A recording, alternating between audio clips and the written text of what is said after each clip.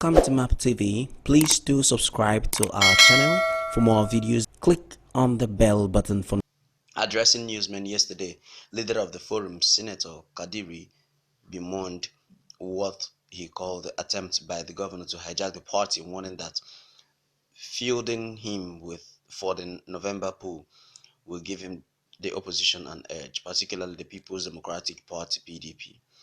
As we're preparing for the gubernatorial primaries, we want it known that we, the leaders of the APC, as well as the 20 aspirants of our party, are opposed to the Yaya Bello's contrived method of doing primaries, because we are told that he gathered his appointees in Lokoja over the weekend and they endorsed indirect primaries. We will not accept indirect primaries for the selection of a gubernatorial candidate for our party.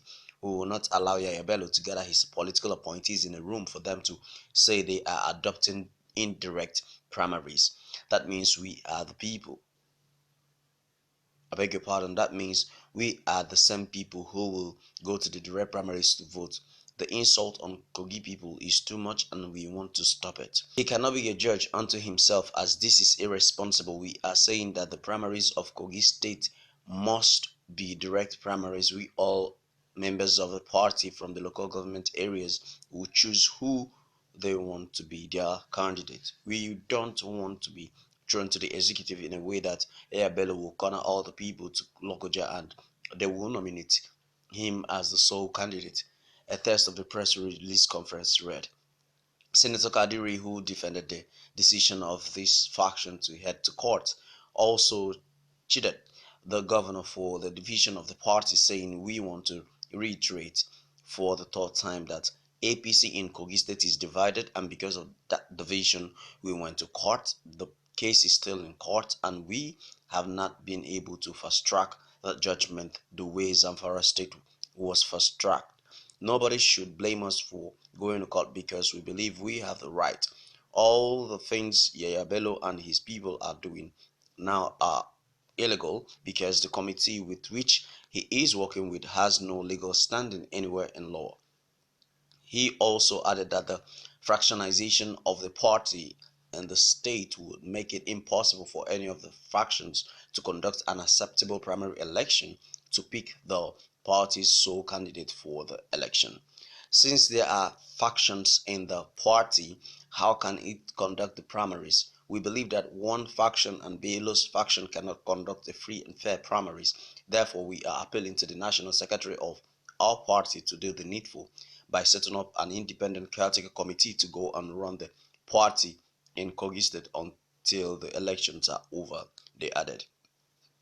Continuing, the ex-lawmaker on behalf of the forum expressed dismay at the conduct of the governor, noting that were it not for the death of the former state governor Abubakar Audu a few years ago, Yaya Bello wouldn't have become governor today.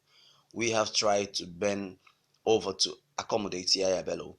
This is a man who participated in the primaries of 2015, and once he lost the primaries, he abandoned the party, and we have evidence that he actually worked for the PDP in the election.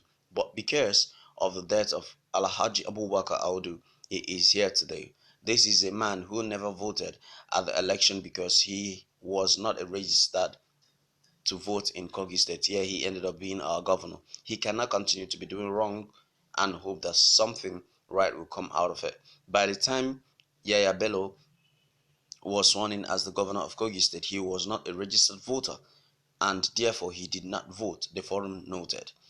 They also decried the state of insecurity in state, even as they accused the governor of complicity in the distribution of arms among the youth. There is a big issue of insecurity in the state, as almost every young unemployed Kogi boy has an AK-47 rifle and a pump action gun. We have cried and shouted, but nobody is doing anything about it. The people being shot, the people being killed are Kogi boys. It will be good if that is a way to retrieve all guns that the government has distributed across the entire state. They further said, beg your pardon. They labeled Governor Bello incompetent, saying his failure to pay workers shows that he is unfit to continue in office. The whole world has now seen that he lacks the ability to govern even a local government, not to talk of a state. Whether he likes it or not, it is immaterial. The man who has no competence.